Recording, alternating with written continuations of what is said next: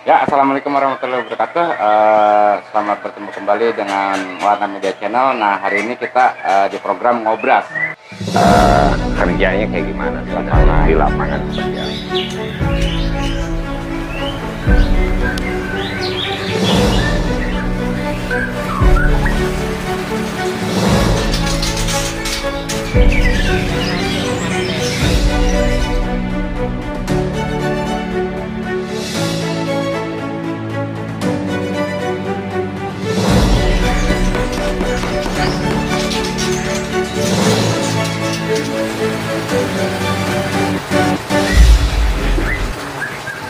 Santai bersama Kicau Mania. Nah, kali ini nih saya lagi ada di wilayah Jati Asih nih dengan Om Daniel dari peternakan Om. DNL. DNL. Nah, peternakan DNL ini tepatnya di dekat perumahan Pemda ya. Pemda Jati Asih. Kecamatan Jati Asih. Nah, ini saya juga nih sebenarnya rumah saya sama beliau ini dekat. Tapi ini wow, ini baru ketemu sekarang nih ya. Om, udah berapa lama nih Om peternakan di sini nih Om? Kalau buat ternak mungkin 7 tahunan lah ya. 7 tahun. 7 tahunan. Tapi terus terang kita ngedarin burung itu memang baru pas COVID aja. Oh. Sebelumnya saya murni hobi. Oh, murni hobi. Oh, ya memang tadinya dari beranjak dari apa hobi. Terus ngebreeding gitu ya. Iya. Banyak Iya. akhirnya bisa di apa namanya nikmatin sama teman-teman kita yang lain gitu ya. Iya. Ya kan senggangannya gini Om, kalau namanya ngebreeding itu kan nggak cuma kita egois, kita untuk kita diri sendiri gitu kan. Bener. Biar teman-teman juga kan bisa Ngerasain. Iya. gitu. Mudah-mudahan cocok. Nah, itu. Di sini ada berapa kandang nih Om? Kalau buat kandang ternaknya sendiri 29 tuh. 29. 20 sama full itu semua. Sementara belum indukannya apa? Lagi pada mabuk. Oh, jadi sekarang yang ada di sini ada sekitar 15-an. 15-an. Iya. Itu sistemnya apa? Poligami atau masing-masing ada pasangannya? Masing-masing ada pasangannya, Om. Berarti sekitar ada 30 ya? Kurang lebih, Om. 30 yang aktif ya? Yang aktif. Yang Ini anakan sendiri ini nih dilepas ke mana aja nih Om? waduh. Mana-mana aja, Om. Iya, maksudnya apa ke apa namanya toko burung atau? Oh, enggak. Kita sementara buat kalangan bener-bener hobi aja. Ya kita juga pengen lihat burung kita kerjanya kayak gimana di lapangan seperti apa. Itu aja sih Om bener. Kalau awal-awal dulu punya ide untuk ngebreeding ini nih awalnya gimana sih Om? Kalau boleh cerita dikit, dulu saya benar-benar murni hobi ya. Murni hobi, saya beliin trotolan itu sepasang dari senior lah ya, dari senior burung-burung bagusnya. Nah lama mereka dewasa, saya iseng dong, ternak di garasi. Oh, di rumah. Iya. Oh. Dia jadi gitu kan. Dia jadi. Akhirnya coba lagi nambah. Terus saya juga pernah ternak di Cirebon. Tapi ya mungkin jalannya saya yang mesti pegang sendiri. Akhirnya semua indukan saya tarik lagi. Kebenaran dapat tempat di seberang rumah. Ya keterusan deh Om.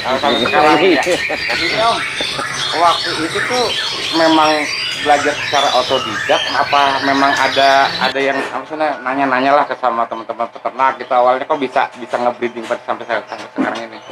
Kalau saya kan nguli Om, ya. Saya aktivitas kerja juga iya, ya. Kalau saya nguli, jadi bener-bener pada saat mulainya itu saya belajar otodidak. Otodidak. Dulu ada grup di Facebook itu namanya MBI. MBI itu saya 2 tahun setiap malam saya nyimak Om. Nyimak dari postingan-postingan senior. Tapi kalau teman-teman mau belajar sebenarnya ini cuma coba tips saja ya Om ya, buat tips saja. Kalau saya nggak terlalu ini sama postingannya, tapi lebih ke saya nyimak komennya Om. Oh, materi-materi komennya. Komen-komennya. Komennya biasanya senior itu ngasih masukan itu di komen-komen. Ya misalkan teman-teman nanya nih, ini kok Nih burung gua kayak gini, kenapa sih? Nah, ya, komen-komennya di bawah. nah itu mesti rajin-rajin tuh baca-baca komen. Cuma lihat juga yang komen tuh siapa. Iya, benar-benar. Jadi memang harus tahu juga ya teman-teman senior kita nih yang memang udah lama. Iya, di bener, breeding gitu ya. bener.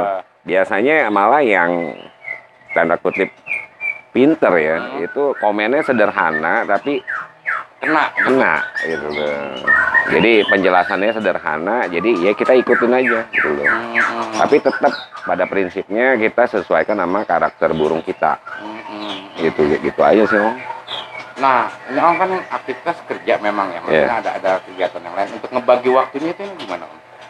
Kebenaran dia dibantu temen, saudara, jadi yang benar-benar. Jadi kalau pagi saya benar-benar murni nggak cuma ngeliat sekilas aja, cuma temen-temen saudara, adik saya pada bantu, ponakan, gitu-gitu aja sih. Oh jadi aktivitas pagi ya cuma ngecek sebentar, langsung berangkat ke tempat kerja, pulang baru kita cek lagi gitu ya. Pulang kadang-kadang nggak sempet, Om. Udah capek ya. Udah capek bener-bener. Nah, ini teman-teman di sini kan ada lebih dari 10 kandang nih. Jadi memang tadi saya pun lihat di depan itu tuh trotolan sama pastolan itu kan wah asli banyak banget. Saya juga baru tahu nih. Ini mungkin di Bekasi peternak besar juga nih di sini. Yang saya tahu nih ya sekarang ini dari Om Daniel ini. Om, di sini nih untuk gacoannya itu ada gacoannya. Jadi kan yang kalau misalnya ya kita nggak bisa pungkiri lah teman-teman itu kan ngebeli wah indukannya siapa gitu kan ada silsilah gitu. Jadi indukan kita sebenarnya kebagi dua sih, Om. Kebagi dua, 3 lah sebenarnya. 3 dalam artian gini, ada yang kita cuma ambil darahnya. Gitu loh. Karena secara prinsip memang saya murni hobi di breed gitu loh. Kalau untuk pemain gantangan saya punya joki sendiri gitu kan. Tapi udah lama lah saya keluar dari dunia pergantangan karena kesibukan nggak memungkinkan lah intinya. Jadi saya lebih fokus ke breed. Jadi yang pertama dari jalur darahnya, karena kita nggak bisa pungkirin yang genetika itu sangat menentukan untuk di breeding. Jadi kita mesti pastikan bahwa indukan kita itu fenotip dan genotipnya itu, jadi fenotip genotip itu lebih ke karakter dan bentuk kantoranggannya seperti apa, terus darahannya dari mana. Kita lihat aja, kita tracking aja nih. Kalau saya nih harus jadi ngasih tipsnya lah. Ini kan gini, Om, kenapa kita angkat seperti ini karena juga teman-teman kicau juga kan pengen ada ilmu pengetahuan juga, Om. Seenggaknya nanti mungkin bisa lah jadi bahan edukasi buat teman-teman kicau juga gitu. Kalau saya bilang dari pengalaman ya, dari yang jadi nggak ada burung jelek, nggak ada burung bagus lah. Intinya bukan berarti kalau kita identitas ring itu misalnya ring papan atas gitu ya, nggak berarti juga anakannya nanti pasti bagus gitu loh. Karena namanya makhluk hidup ya, makhluk hidup itu kadang-kadang gen bagus ketemu bagus itu pun belum tentu hasilnya bagus. Disinilah kita dituntut untuk belajar ngamatin karakter dari masing-masing indukan gitu loh. Tapi prinsipnya kalau mau teman-teman mau beli burung ya, bakalan itu ya yang paling penting silsilahnya dulu lah. Ini burung ceritanya seperti apa? Ceritanya seperti apa? Terus yang paling penting keturunannya itu, karena yang kita beli kan bukan indukannya, anakannya gitu kan. Jadi sebenarnya kita nggak usah terlalu fanatik sama indukan gitu kan, tapi kita lihat, tapi minimal kita mesti tahu gitu jalurnya itu dari mana gitu kan. Kalau misalnya memang darahnya bagus, terus kita lihat fisik trotolannya, kita kalau ngomong trotolannya bagus ya, diimbangi dengan rawatan maksimal, harusnya tergantung hoki deh. Nah, ya kan kebanyakan kayak gini, Om. Orang selalu menganggap kalau indukan bagus, orang tuanya lah, orang tua si anak pakan itu bagus, pasti hasilnya bagus juga. Ternyata ada yang lebih penting juga itu dari perawatannya ya. Iya. Indukan bagus kalau rawatannya jelek juga sama Cuma aja, cuma buang duit doang. buang duit doang, benar Om.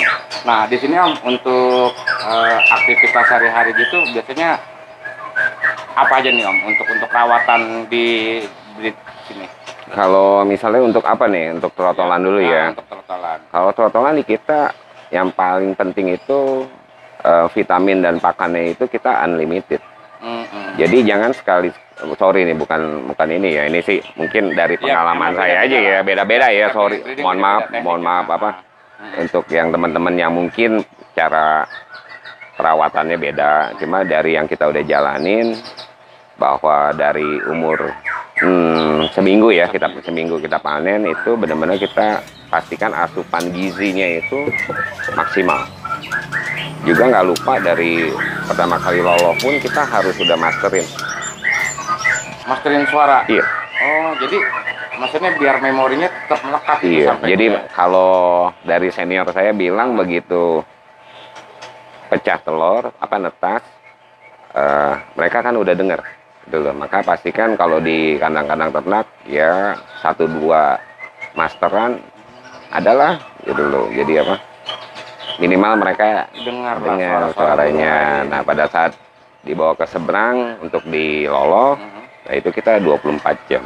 24 jam. Dan untuk setelah mereka mandiri juga jangan terlalu dipaksa buru-buru ngefur. Juga dilihat dulu kondisi, kan masing-masing kondisi trotolan itu beda-beda ya. Ada yang nafsu makannya mungkin berkurang, dan nah itu juga.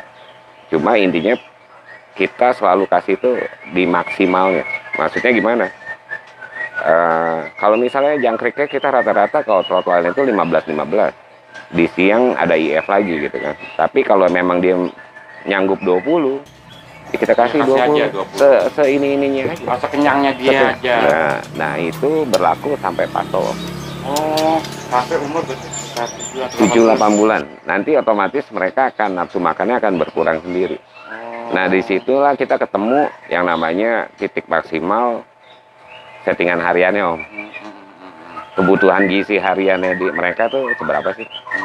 Baru pelan-pelan mungkin kalau yang untuk lapangan ya baru pelan-pelan diatur seperti apa pakannya ya. Iya. Jadi semua tergantung tujuan pemeliharaan burung itu sendiri sih. Kalau mau cuma buat temen ngopi ya mau nggak mau dinaikin gitu kan. Cuma kalau emang buat di lapangan ya teman pasti agak rendahin ya. Masing-masing burung itu ternyata memang beda-beda. Iya. Gitu ya. Tapi kalau di sini benar-benar nggak ada setelan. Oh nggak ada setelan. Setelan kita. Jadi kalau senior saya bilang juga ya. Burung itu kalau dari nol itu nggak ada settingan.